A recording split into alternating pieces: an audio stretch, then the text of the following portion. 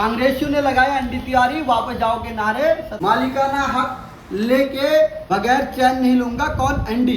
विरोध के बावजूद दमोह-ढुंगा महापंचायत पहुंचे एनडी तिवारी जी। आज कांग्रेस और भारतीय जनता पार्टी के लोग चीख चीख के चिल्ला के कह रहे हैं दमोह-ढुंगा को मालिकाना हक हमने दिलाया। वित्त मंत्री इंदिरा हृदय जी ने मेरे ऊपर ये आरोप लगाया कि दमोह-ढुंगा पर बाहरी लोग कर रहे हैं राजनीति। नेता इंदिरा हृदय के खिलाफ पंगा मरवा देगी।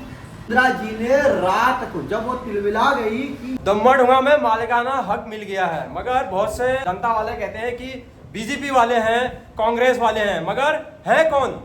असली वो चेहरा कौन है जिसने दमोह-ढुंगा को मालिकाना हक दिलाने में 100% भूमिका निभाई थी?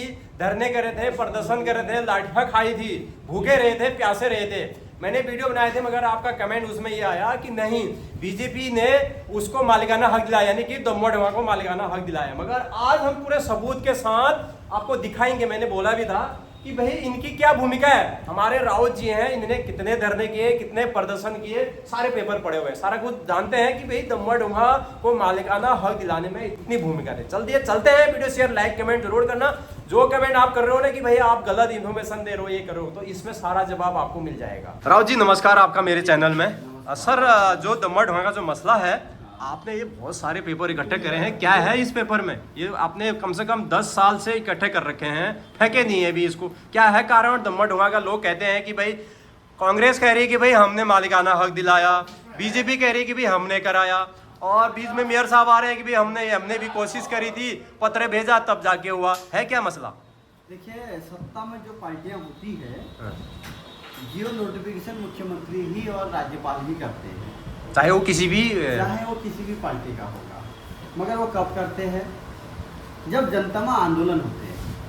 तो मैं भारतीय जनता पार्टी और कांग्रेस के नेताओं से पूछना चाहता हूँ, अपन आपके द्वारा किए गए किसी भी आंदोलन की कोई एक फोटो दिखा दीजिए जो उस दमोह-ढुंगा के मालिकाना हक के लिए आपने किया हो। क्योंकि मैंने इस आंदोलन की शुरुआत 2016 में की थी, और क्यों की थी वो भी बता दूँ। दमोह-ढुंगा के ऊपर में एक कुमाऊं कॉलोनी पड़ती है। मैं कुमाऊं कॉलोनी में गया तो वहाँ पर एक बूढ़ी माता जी बड़ी निराश मेरे को मिली, और मैंने उनसे पूछा क्या वीज़ा क्या प्रॉब्लम है। तो उन्होंने कहा ऐसा होती हमारे जो है राशन कार्ड नहीं बन रहे, राशन नहीं मिल रहा है, और उसके अलावा हमारे मृत्यु प्रमाण पत्र, जन्म प्रमाण पत्र के लिए बड़ी समस्या आ गई। मैंने कहा क्यों? उन्होंने कहा पहले हमारा एक गाँव था जहाँ पर महेश जोशी नाम के व्यक्ति यहाँ के प्रधान थे। 2014 में इंदिरा जी यहाँ पर वित्त मंत्री रही है, अपने लड़के को चुनाव लड़ाना चाहती थी, और हमारे नगर निगम के चुनाव नहीं होने दिए, यहाँ पर पंचायत के चुनाव नहीं होने दिए, क्योंकि नगर निगम में शामिल करना चाहते थे इसको, और उन्होंने नगर निगम में शामिल भी कर दिया, पर नगर निगम भी नहीं बन पाया। अब हम हो गए अनाथ, इसलिए यहाँ कोई काम नहीं हो रहा है।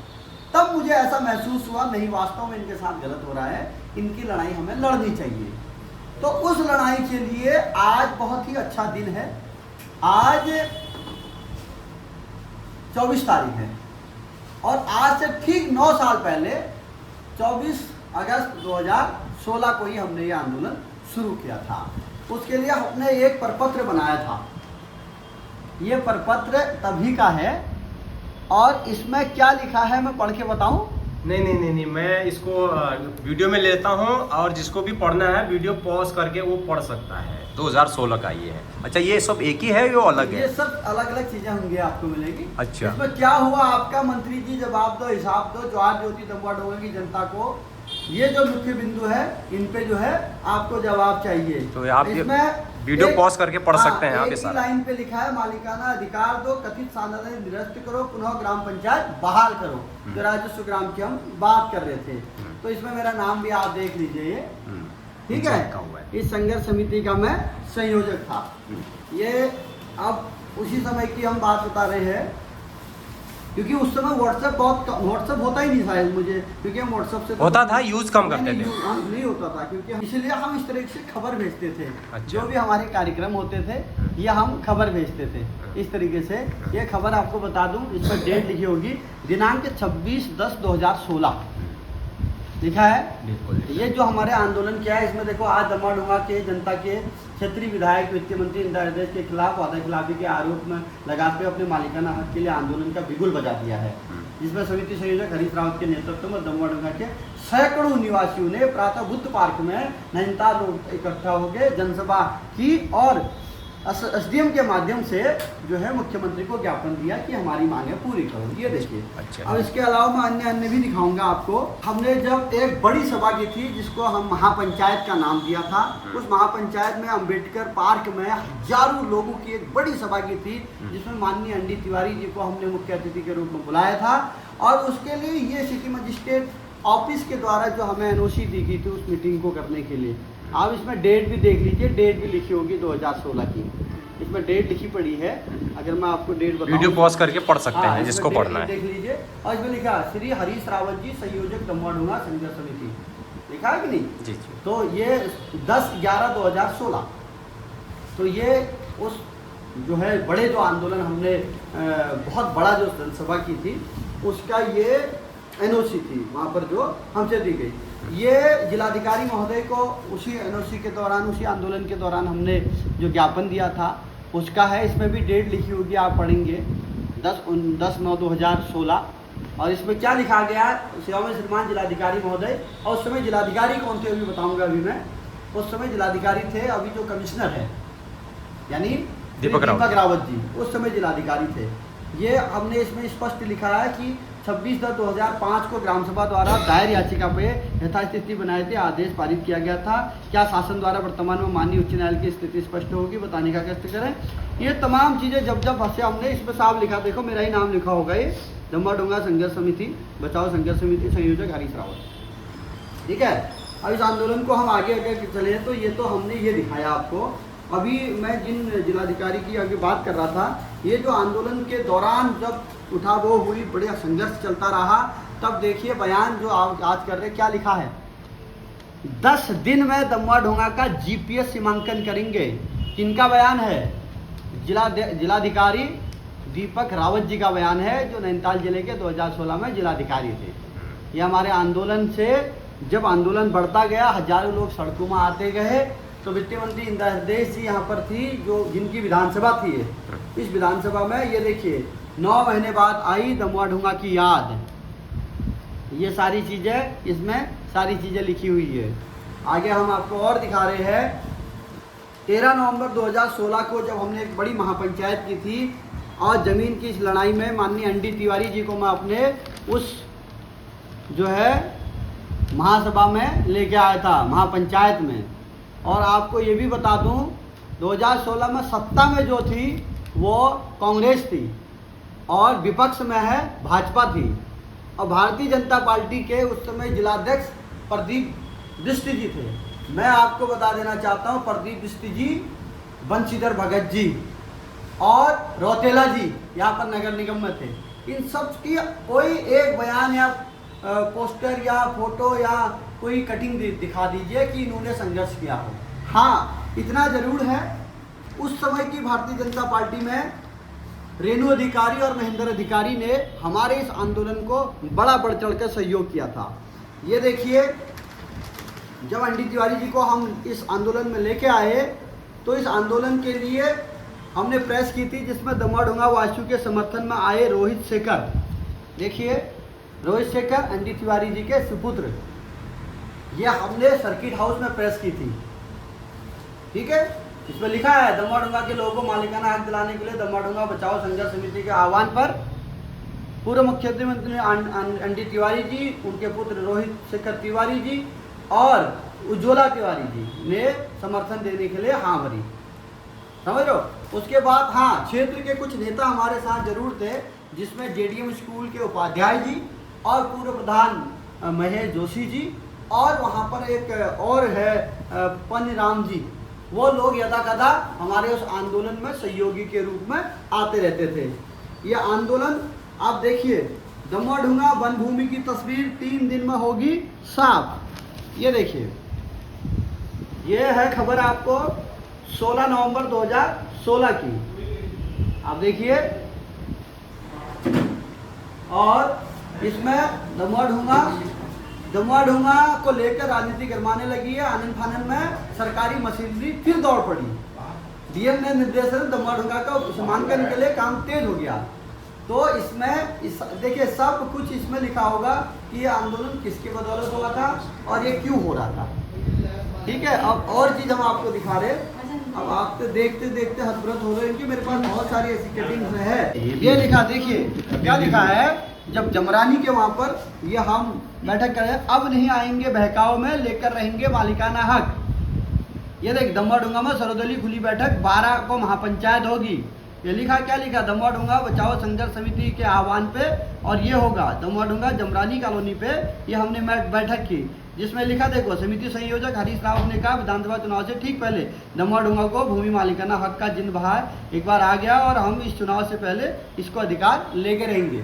ठीक है, इसके बाद जो बड़ा एक हमारा स्टेप था महापंचायत, इस महापंचायत में क्या हुआ वो भी मैं आपको दिखाऊंगा। ये अलग अलग देखो, दम्मा डूंगा पर बाहरी लोगों पर कर रहे हैं राजनीति, बाहरी लोग कर रहे हैं। ये मेरे पे आरोप लगा उस समय कि वित्त मंत्री इंदिरा हृदय जी ने मेरे ऊपर ये आरोप लगाया कि दम्मा डूंगा पर बाहरी लोग कर रहे हैं राजनीति। इनने मेरे से कहा 65 वर्ष के बाद दम्मा डूंगा के निवासियों को वित्त मंत्री इंदिरा हृदय जी के प्रयास से मालिकाना हक देने की तैयारी चल रही है।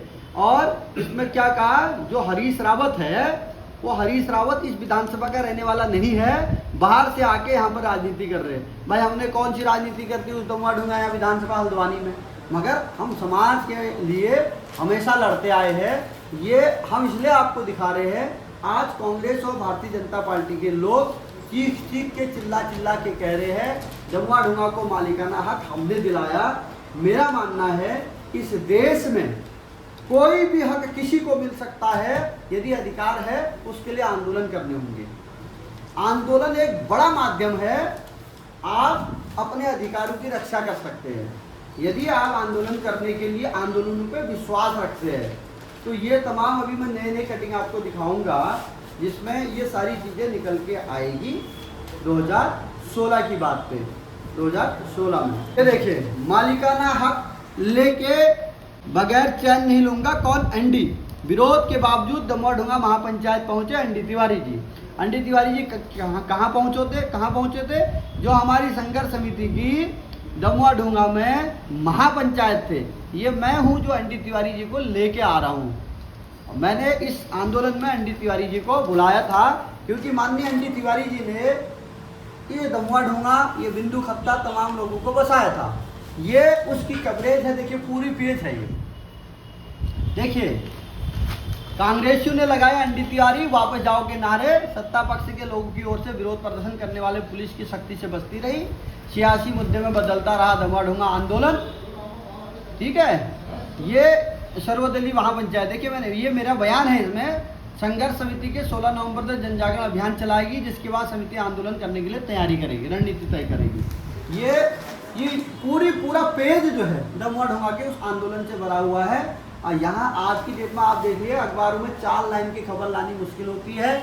जब आंदोलन बढ़ते हैं, जब आंदोलन को धार मिलती है, जनता का सपोर्ट मिलता है, तो 2-2 पेज ही अखबार छापता है, क्योंकि उनको लगता है कि जनता की लड़ाई के लिए ये लोग काम कर रहे हैं।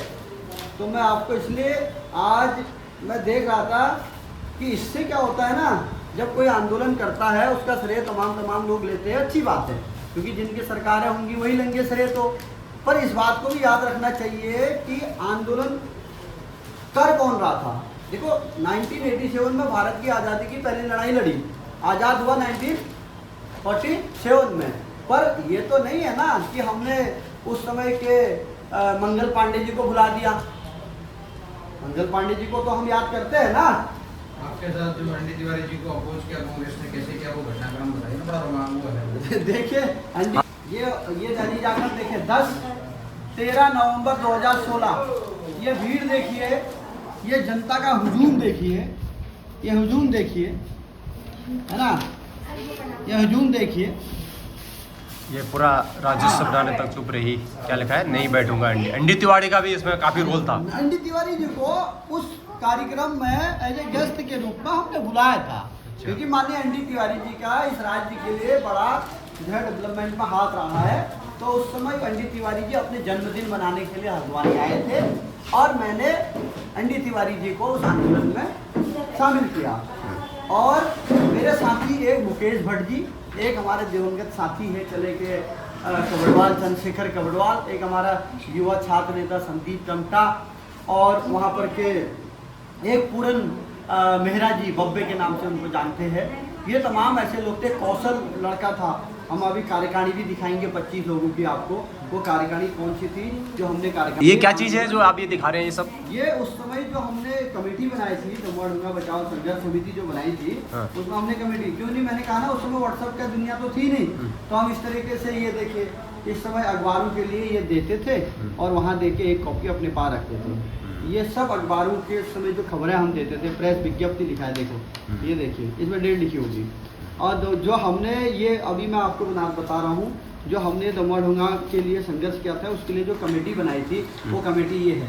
25-30 लोगों की ये कमेटी थी उस समय जिन्होंने हमने संघर्ष किया। इसमें देखो हरीश रावत में हो गया, संचालक समिति महेश जोशी पूर्व प्रधान जी के, जिनका आपने नाम लिया, ये पूरन मेहरा जी है, शिव गणेश जो बसपा नेता है, गोपाल सिंह राणा, हरीश पंत, कौशल कुमार मल्ला प्लॉट में रहते हैं, उमेश सिंह भैसोड़ा, मुन्नी बिष्ट जो बीजेपी की शायद पार्षद का चुनाव लड़ी थी यहाँ है, निर्मला आर्या जी वहाँ पर रहते हैं हिमालयन स्कूल के पीछे, बसंती देवी, विजय कुमार, देवेंद्र देवू, भीम सिंह, वो लड़का बहुत अच्छा, महेंद्र बिष्ट यहाँ आवास विकास में रहते हो, बी आर टमटा जी, जेसी टमटा जी, दिनेश देवरानी जी, प्रकाश गोस्वामी, भुवन आर्या बीजेपी में कार्यकर्ता के रूप में काम करते हैं, एनके आर्या, संदीप राज, संतोष कुमार, ममता, ये तमाम वो लोग थे जिन्होंने हमारे 6 महीने आंदोलन में साथी रहे और 47 दिन कर्मिक अनशन में पंचक्की चौराहे पे बैठे रहे, जब तक इंदिरा जी ने रात को, जब वो तिलमिला गई कि ये नहीं मानने वाले, क्योंकि उस समय यातनाएं भी, जैसे आपकी देखता हम ये बहनी को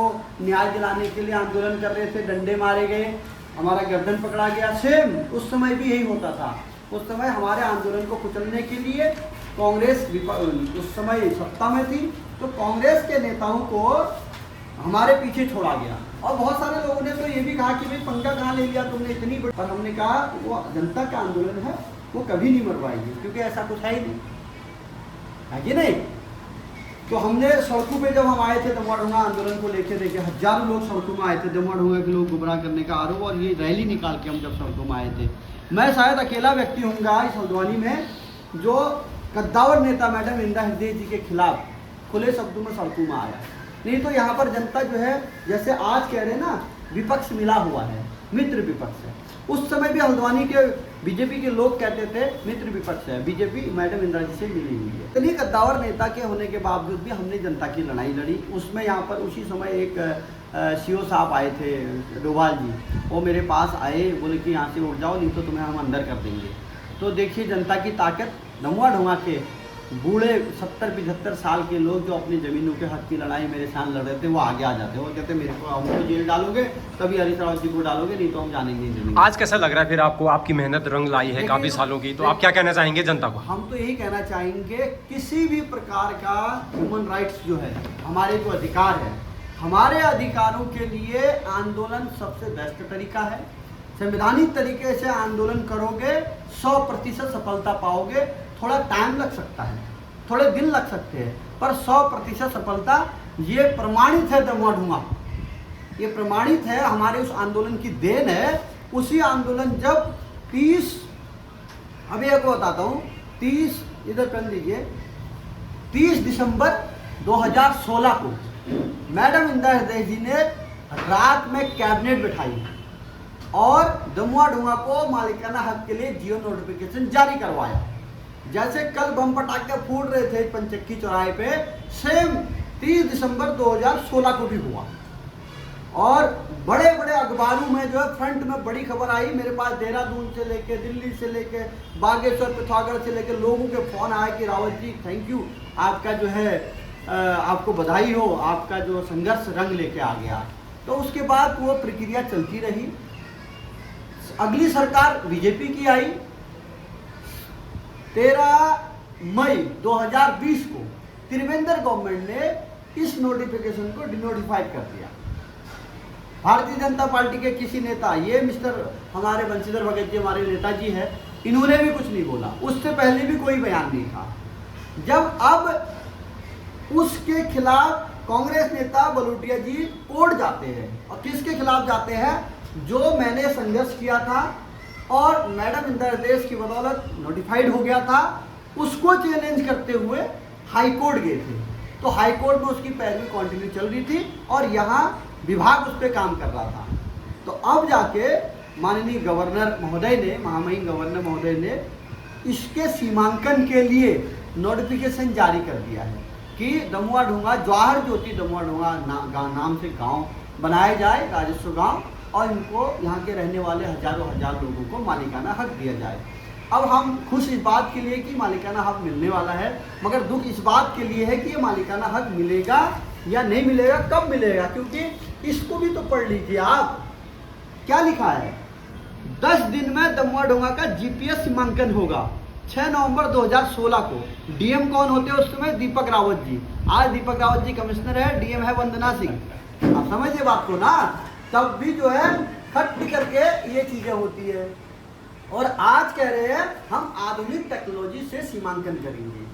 तो आप देखते हैं कि आधुनिक टेक्नोलॉजी से सीमांकन ये कब कब करा रहे हैं।